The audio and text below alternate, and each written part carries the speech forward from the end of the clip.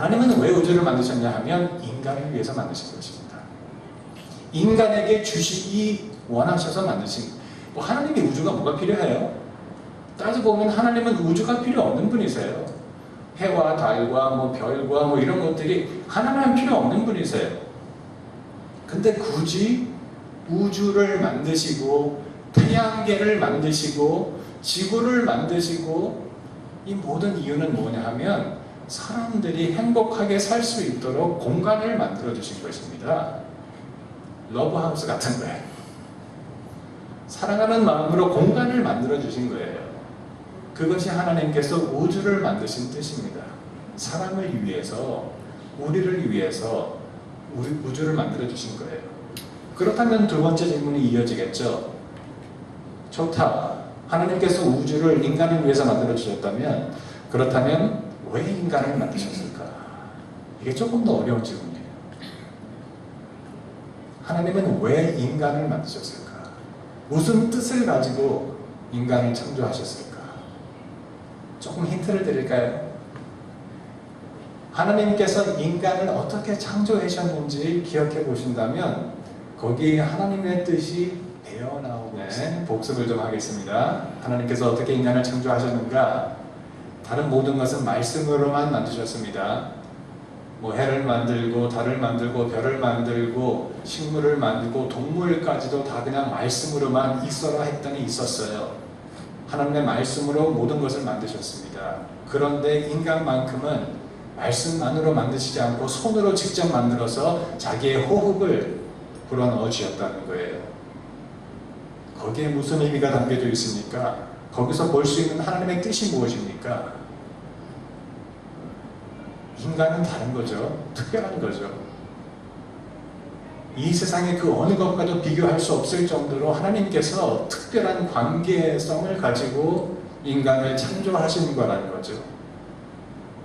하나님의 형상을, 모습을 닮게 만드셨고, 직접 손으로 만드셨고, 자기의 호흡을 불어넣어 주셨고, 그 모든 의미가 뜻이 무엇이냐 하면 하나님은 가족을 원하셨다는 거예요. 하나님은 가족을 원하셨던 겁니다. 그래서 우리가 하나님을 아버지 하나님이라고 부르는 것입니다. 그냥 피조물을 원하셨던 것이 아니에요. 식물이나 뭐 동물이나 광물이나 이런 것처럼 그냥 마음대로 만들었다가 마음대로 없앨 수 있는 그런 피조물을 원하셨던 것이 아니라 하나님을 닮은, 하나님과 같은 가족을 원하셨던 것입니다. 그래서 하나님께서 처음부터 인간은 특별하게 만드신 것이고, 인간에게 많은 영혼을 주셔서 영생하도록 만드신 거예요. 동물도 식물도 그 어느 피조물도 영원히 살 수가 없습니다.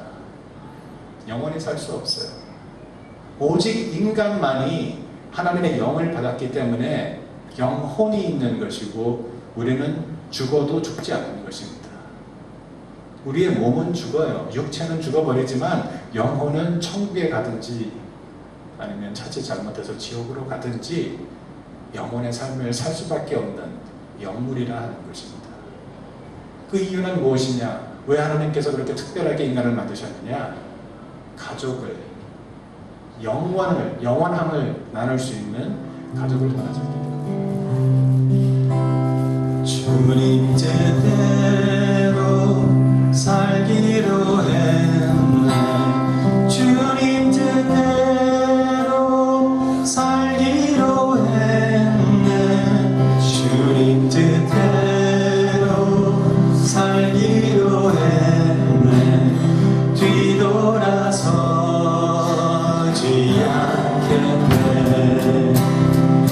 이 세상 사람 날 몰라줘.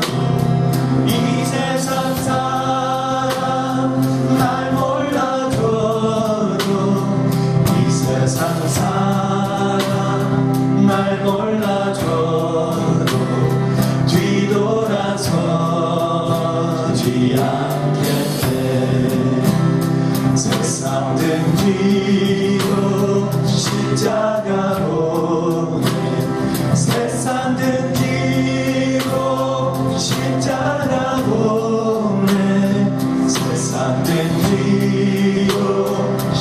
십자가